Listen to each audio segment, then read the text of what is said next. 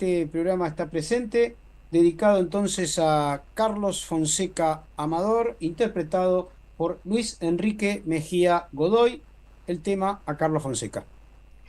Muy bien, y ahora en un horario atípico tenemos a Santiago Yaulat. ¿Cómo le va, Santiago? Hola, buenas noches. Hola Sandra. Hola Buenas Jorge. noches. Hola, ¿cómo andan? Bueno, Bien. vamos a continuar con nuestra columna de filosofía. Ya estamos en el octavo episodio, llamémosle Octavo así, episodio en el humanismo sobre el humanismo. marxista. Claro, Exacto, el exacto, ciclo es sobre el humanismo. exacto, exacto. Y bueno, em, dijimos que a partir del siglo XIX el humanismo empieza a tomar distintos apellidos, ¿no? Se empieza a ramificar. La semana pasada vimos el humanismo cristiano y hoy toca el humanismo marxista. Así que vamos a contextualizar un poquito de qué se trata este movimiento político y filosófico, diría, ¿no? No solo filosófico, que es básicamente el intento de humanizar a Marx, llamémoslo así. ¿Por qué? Porque tras la muerte de este gran pensador alemán, 1883, tendió a primar una lectura un poco endurecida de su obra, ¿no? Es decir, un Marx muy determinista históricamente. ¿Qué quiere decir determinista? Bueno, que la historia sigue leyes, ¿no? Inmutables, y la acción humana va quedando un poco desdibujada en esas leyes, ¿no?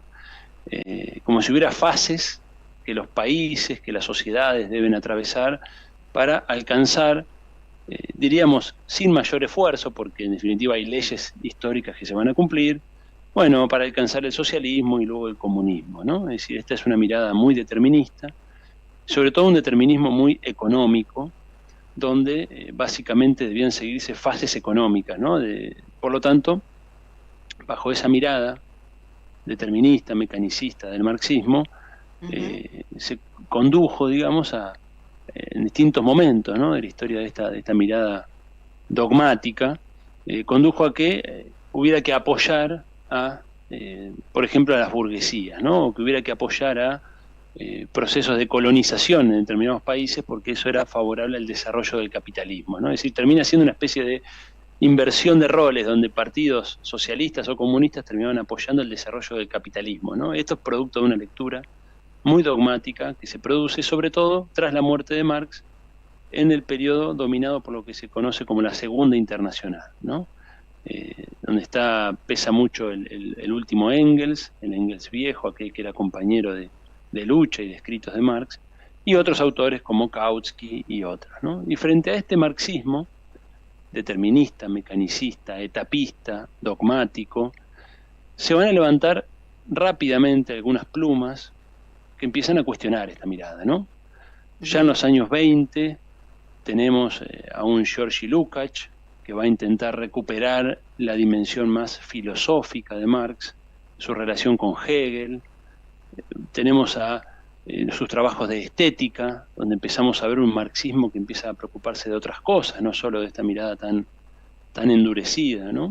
Ujú. Eh, Frente a esa Segunda Internacional, por ejemplo, se levantó Ugarte, ¿no? Trayéndolo un poco a nuestra tierra, Manuel Ugarte, que estuvo en un congreso de la Segunda Internacional y que se rebela contra la defensa del colonialismo que hace la Segunda Internacional, ¿no? De hecho, Ujú. Ugarte va a ser luego expulsado del Partido Socialista por ese fuerte cuestionamiento que hace, ¿no? A la Internacional.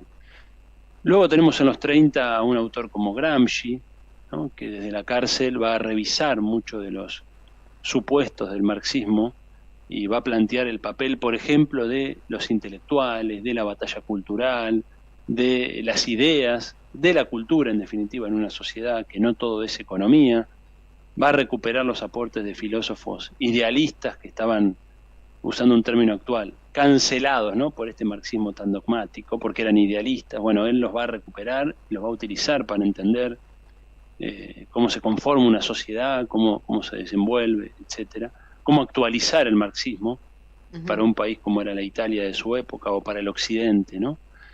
Entonces, vamos viendo cómo esto va entrando en tensión permanentemente, ¿no? Incluso el propio Lenin o Rosa Luxemburgo tensionan esa lectura del marxismo tan dogmática, van a dar un papel a la acción revolucionaria, ¿no? A la acción del partido, con sus discusiones, lógicamente, pero eso va a ser un momento de renovación del marxismo que va a dar lugar a la Tercera Internacional Pero luego cuando se consolida la Unión Soviética, triunfa el estalinismo, otra vez vuelve una mirada muy rígida del marxismo, muy endurecida nuevamente, y ahí sí, ya en los años 50, ¿no?, en la segunda posguerra, va a surgir un cuestionamiento mucho más extendido a esa visión del marxismo, ¿no?, a ese monopolio también que tenía del marxismo, esos partidos comunistas bajo la égida soviética, ¿no?, bajo el control de Moscú, digámoslo así.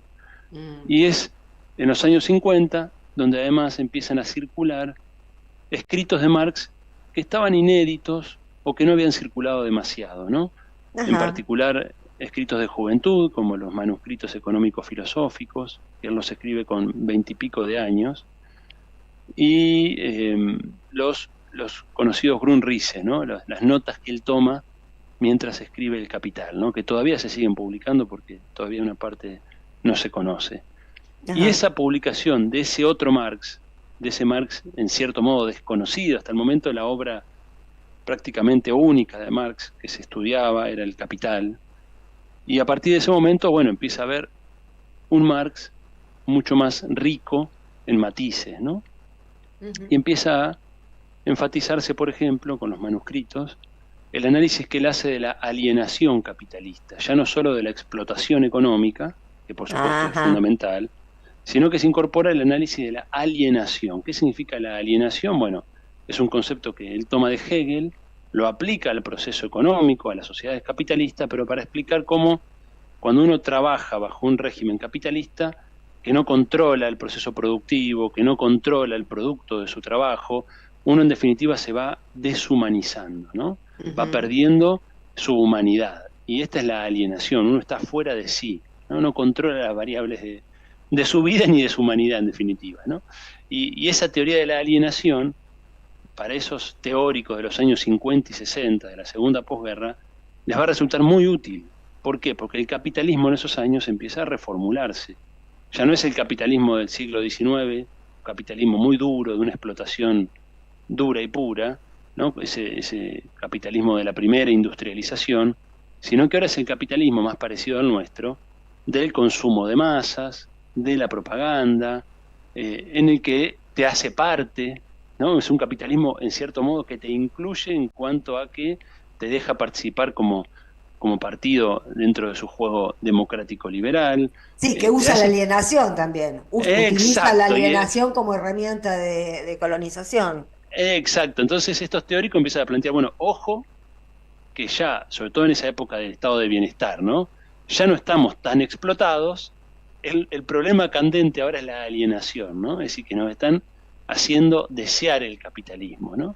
Estamos perdiendo esa potencialidad revolucionaria que tenía la clase obrera, ¿no? Entonces, en esa discusión es que va a surgir un planteo de humanismo marxista. Si este planteo es propiamente de los años 50, ahí tenemos un autor como Edward Thompson, un autor muy importante en la teoría y en sus estudios. ¿Por qué? Porque él va a mostrar, por ejemplo, cómo la clase obrera, él hace un estudio muy, muy conocido por la clase obrera inglesa, cómo la clase obrera se forma como clase. Es decir, no hay una clase que está dada solamente por su condición económica, sino que hay un factor que es cómo una clase se forma como clase, ¿no? Cómo pasa de clase en sí a clase para sí, cómo toma conciencia, diríamos.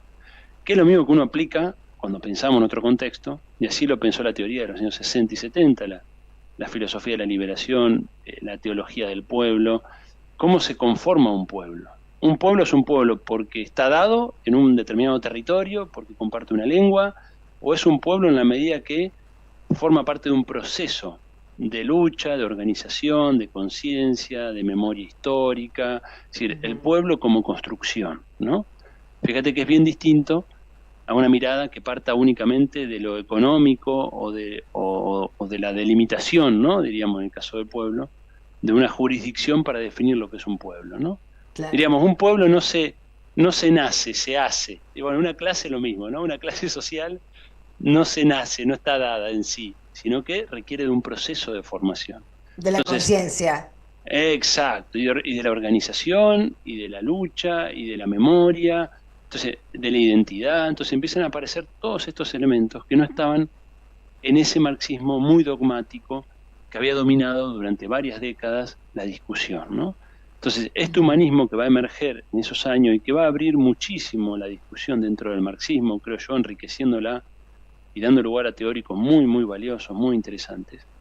Tenemos un marxismo que va a rechazar el determinismo, que va a rechazar una mirada muy cientificista de Marx, ¿no? Que va a dar un Marx mucho más filosófico, que va a tender a recuperar el papel de la acción humana en la historia, frente a ese etapismo tan duro. Bueno, ahí tenemos, además muy de época, ¿no? Tenemos un Che Guevara, años... ¿Se cortó? Me parece que sí, Sandra, me parece que se ha cortado. A ver si Estábamos lo podemos escuchando reconectar porque se cortó en un momento interesantísimo. clave, clave, sí, sí, la Sí. verdad. Yo los Mientras escucho puedo muy bien, aportar ¿eh? Entonces una... seguí, entonces Bueno, sí. no, que decía que Ahí estamos, perdón. Fidel Castro y el Che Guevara en América Latina son dos ejemplos claros, ¿no? De esta ruptura con ese etapismo que impedía que un país como Cuba, atrasado, pudiera pasar al socialismo o al comunismo. Y ellos muestran cómo la acción humana, la organización, la conciencia puede provocarse mediante la voluntad, ¿no? Y eso va a ser poco el ícono que va a irradiar sobre todo los años 60 y 70 en América Latina. Entonces tenemos, Claro, fíjense, un énfasis en el papel de la acción humana, de la creatividad, de la libertad, frente a ese dogmatismo tan cerrado, tan prohibitivo en muchos sentidos, ¿no? claro. Piensen lo que fue el control sobre el arte, el control sobre la opinión pública. Bueno, estos Bueno, autores Cuba van a fue reivindicar. superándose, fue Sí, superando, ¿no? tiene distintos Partió momentos, ¿no? de un Si uno lugar analiza la más Revolución estrecho y se fue Cubana, ampliando, claro. sí, sí, hay como distintos momentos. Bueno, para sintetizar, ¿no? Hay un rechazo a la burocratización del marxismo, ¿no? Una apertura a diálogos con otras teorías. Ahí vamos a tener un marxismo que dialoga con el psicoanálisis, que va a dar lugar a la Claro. Escuela de Frankfurt o en el contexto argentino a un León Rosichner, ¿no? Vamos a tener un marxismo que dialoga con la fenomenología, con el existencialismo, es decir, se abre mucho más, se rompe esa cáscara dura que se había construido en torno al dominio, si ustedes quieren, soviético o estalinista de ese Claro, marxismo, se ¿no? abre y entra más Entonces, gente. exacto, ¿no? Bueno, de hecho, en contexto argentino vamos a tener un diálogo muy claro entre marxismo y peronismo, en un Hernández Arregui. Tenemos humanistas marxistas que se definen así en Argentina, como Rodolfo Mondolfo o Silvio Frondizi, luego asesinado por la AAA. Es decir, realmente fue un momento de florecimiento, de enriquecimiento muy importante de la teoría marxista, ¿no? Se va a enfatizar, además, la idea de que el socialismo o el comunismo, ¿no? Como etapa final dentro de esta teoría, no eran solo logros económicos, ¿no? Es decir, había una idea muy fuerte en ese modelo soviético y luego va a ser el modelo chino, sobre todo en la primera época, ¿no? Bajo el dominio de Mao, la idea de que el socialismo era básicamente acero, ¿no? Que era industria, que era Materia, fierros, que era materia. carrera materia, exacto, ¿no? Y entonces estos autores van a recuperar la idea de que en definitiva el socialismo, como parte de una tradición humanista que es anterior, requiere de la realización del ser humano en su integralidad, ¿no? Por eso van a aparecer conceptos como socialismo con rostro humano, que es un concepto de un autor, ahí no me acuerdo del país, de Radovan Rista, creo que es polaco, ¿no? De los años 60. Va a aparecer luego un Salvador Allende dentro de esta vertiente del socialismo, ¿no? Recuperando la idea de socialismo por vías democráticas. Es decir, va a recuperarse mucho estos conceptos: libertad, creatividad, concepción integral del ser humano, filosofía, alienación. Bueno, y esto va a ser un poco la discusión dentro de esta rica vertiente del humanismo que podemos denominar como humanismo marxista. Hermoso, hermoso, me encantó. No sé Eh, si, Jorge, tenías algo para decir que por ahí No, dijiste no, que mientras no te escuchábamos, quería aportar algo sobre A.P. Thompson, que fue muy importante en mi formación académica en los años 80, cuando leíamos básicamente sociología popular, ¿no? De la construcción del pueblo por el pueblo mismo, no como el resultado básicamente de estructuras sociales, sino como una cultura, ¿no? El pueblo se construye también en el marco de prácticas, de fiestas bueno, de consumos y de de lógicas rituales. cotidianas. Exacto. Bueno, vos fíjate que estos autores, que esto va a ser propio de la tradición humanista en general, van a reivindicar una singularidad humana. Y esto es importante porque el marxismo, bajo la órbita del último Engels, va a reivindicar esta idea de la dialéctica de la naturaleza, ¿no? Y la humanidad prácticamente como una evolución de la misma naturaleza y todo se rige bajo las mismas leyes, una especie de monismo metodológico, ¿no? En un único marco interpretativo que interpreta la totalidad. Y esto va a tender a reducir al hombre a su materialidad, ¿no? Y estos autores van a reivindicar la singularidad humana. Y yo recupero este concepto, que es un concepto que hoy está muy en vigencia, cuando se habla de que el ser humano se mimetiza con la máquina.